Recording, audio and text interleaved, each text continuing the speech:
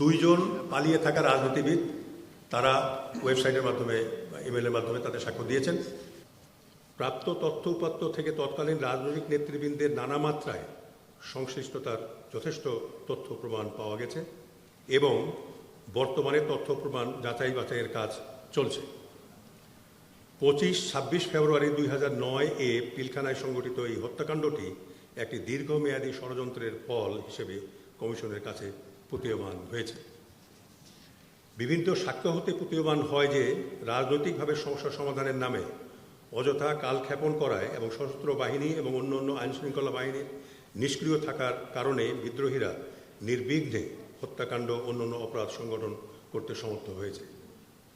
25 ফেব্রুয়ারি সকাল থেকেই পিলখানার ভিতরে আটকে পড়া অফিসার ও তাদের পরিবারের সদস্যদের বারংবার অনুরোধ ও আকুতি সত্ত্বেও কোনো ব্যবস্থা নেওয়া হয়নি। এ পর্যন্ত প্রাপ্ত তথ্য উপাত্ত বিশ্লেষণ করে এটা বলা যায় যে তৎকালীন সশস্ত্র বাহিনীর কমান্ড ও আইন শৃঙ্খলা রক্ষাকারী বাহিনীগুলো সময় মতো সিদ্ধান্ত গ্রহণ করেনি এবং অপরাধ সংগঠনের সময় তারা নিষ্ক্রিয় অবস্থায় ছিল, যার ফলে তারা বিদ্রোহ ও হত্যাকাণ্ড প্রতিহত করতে কার্যকরী পদক্ষেপ গ্রহণ করেনি। তৎকালীন গোয়েন্দা সংস্থাগুলো দায়িত্ব পালনে চরম অবহেলা ও ব্যর্থতার পরিচয় দিয়েছে বলে এ পর্যন্ত প্রাপ্ত তথ্যে প্রতীয়মান। গোয়েন্দা ব্যর্থতার স্বরূপ ও কারণ বিশ্লেষণ করা হচ্ছে। ঘটনা ভিন্ন খাতে প্রবাহিত করা, আলামত ধ্বংস করার প্রয়াস প্রতীয়মান হয়েছে। এর পিছনে দায়ী ব্যক্তি ও সংস্থাগুলোকে চিহ্নিত করা হচ্ছে। পিলখানায় হত্যাযজ্ঞ চলাকালে কিছু গণমাধ্যম পক্ষপাতদুষ্ট সংবাদ প্রচার করার মাধ্যমে বিদ্রোহ উস্কে দিয়েছে এবং একই সাথে পরিকল্পিতভাবে সামরিক অফিসারদের ভাবমূর্তি ক্ষুণ্ণ করার প্রয়াস চালিয়েছে বলে প্রতীয়মান হয়েছে। বিদেশি সংশ্লিষ্টতা সম্পর্কে ভুক্তভোগী ও প্রত্যক্ষদর্শীর কাছ থেকে বেশ কিছু তথ্য প্রমাণ পাওয়া গেছে, যেগুলো যাচাই বাছাই ও বিশ্লেষণ করা হচ্ছে। এখন পর্যন্ত প্রাপ্ত তথ্য অনুযায়ী কমিশন মনে করে যে সময় মতো সামরিক ব্যবস্থা গ্রহণ করলে এই নৃশংস হত্যাকাণ্ড ও অন্যান্য অপরাধ প্রতিরোধ করা যেত।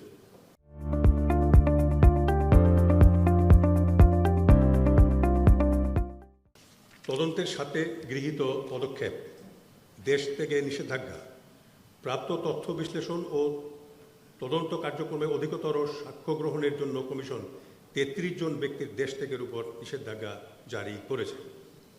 বিশেষ বিজ্ঞপ্তি, পলাতক ব্যক্তিবর্গের সাক্ষ্য প্রদানের জন্য কমিশন 3টি বিশেষ বিজ্ঞপ্তি প্রচার করেছে। সর্বশেষ প্রকাশিত বিশেষ বিজ্ঞপ্তি সংযুক্ত।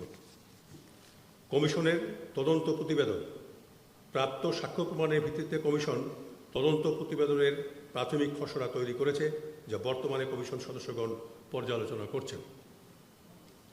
কিছু গুরুত্বপূর্ণ সাক্ষীর সাক্ষ্য গ্রহণ চলমান রয়েছে এবং প্রাপ্ত তথ্য উপাত্ত বিশ্লেষণের জন্য আরও কিছু গুরুত্বপূর্ণ ব্যক্তিবর্গের পুনঃ সাক্ষ্য গ্রহণ প্রয়োজন হবে।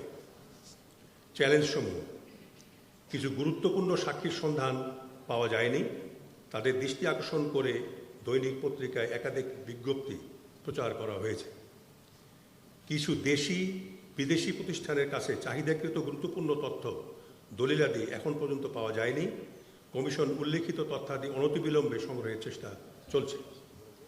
সময় বৃদ্ধি, 50-এর অধিক ব্যক্তির সাক্ষ্য গ্রহণ এখনও বাকি আছে। এছাড়া কিছু সংখ্যক ব্যক্তির পুনঃসাক্ষ্য গ্রহণেরও প্রয়োজন হবে। গৃহীত সাক্ষ্যগুলোর পূর্ণাঙ্গ লিখিত রূপ প্রস্তুত, স্বাক্ষর গ্রহণ ও বিশ্লেষণের কাজ চলমান রয়েছে।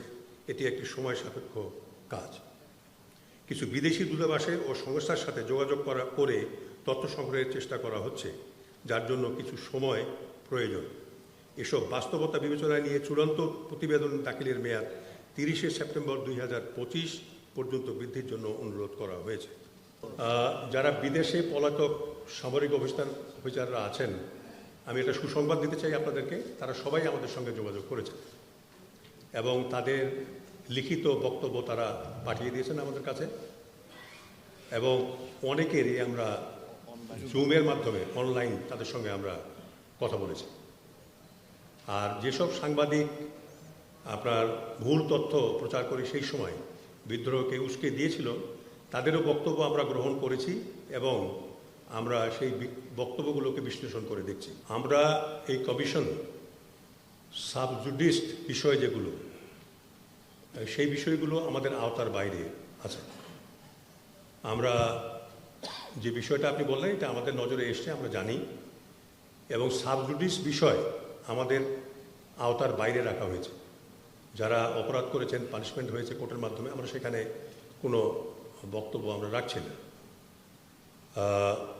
তবে আমরা জেলখানায় যেসব সৈনিক এখন আছেন শাস্তিপ্রাপ্ত, তাদের কাছ থেকে আমরা তথ্য সংগ্রহের চেষ্টা করেছি এটা এস্টাবলিশ করার জন্য যে এখানে কোনো ষড়যন্ত্র ছিল কি ছিল না। এই বিষয়গুলো নিয়ে আমরা বিচার বিশ্লেষণ করছি। বাইরে যারা পালিয়ে আছেন, আমরা কয়েকটা দূতাবাসের কর্মকর্তাদের সঙ্গে আলোচনার জন্য পররাষ্ট্র মন্ত্রণালয়কে আমরা পত্র দিয়েছি। বিষয়টা প্রক্রিয়াধীন আছে, ওটা পাওয়ার পরেই আমরা কথা বলব। 2 জন পালিয়ে থাকা রাজনীতিবিদ, তারা ওয়েবসাইটের মাধ্যমে বা ইমেলের মাধ্যমে তাদের সাক্ষ্য দিয়েছেন। বাকিগুলো আমরা এম্বাসিতে যদি যেতে পারি তাহলে আমরা সেই যেখানে তারা আছেন সেই এম্বাসির কর্মকর্তাদেরকে আমরা অনুরোধ জানাবো, তাদেরকে হয় লিখিত বক্তব্য তাদের আমাদের কাছে উপস্থাপন করুক, কিংবা তাদেরকে অনলাইন করলে আমরা তাদের সঙ্গে কথা বলব। এটা প্রক্রিয়াধীন আছে। তবে আমি বলি যে 2 জন পালিয়ে থাকা যে রাজনীতিবিদ, একজন হলেন মির্জা আজম আর একজন হলো নাম, এই 2 জন তাদের লিখিত বক্তব্য আমাদেরকে দিয়েছেন, সেটা আমরা পর্যালোচনা করেছি। আমরা সব কিছুই তদন্ত করছি, এটা ফাইনাল রিপোর্টে আপনারা সবই দেখতে পাবেন। আমরা স্বাধীনভাবে তদন্তের কাজ করছি, আমাদের উপরে কোনো চাপ নাই। তবে একটা চাপ আছে, সেটা হলো কাজের চাপ। এটা 16 বৎসর পরে, 16 বছর চলছে এটা, 2009 আর 2025, অনেক তথ্য উপাত্ত হারিয়ে গেছে, নষ্ট হয়ে গেছে, মানুষ মরে গেছে, বিদেশে চলে গেছে, এবং স্মৃতিশক্তি মানুষের লোপ পেয়ে গেছে, অনেকেই বলতে পারেন না। তো কাজেই এই বিষয়টাকে নিয়ে সঠিক তদন্তে যদি আমরা উপনীত হতে চাই তাহলে এটা খুবই জটিল বিষয় এবং সময় প্রয়োজন আমাদের লাগবে, এবং যথেষ্ট চাপের মধ্যে আমরা আজ এটা নিয়ে বাইরের কোনো চাপ আমাদের উপরে নাই।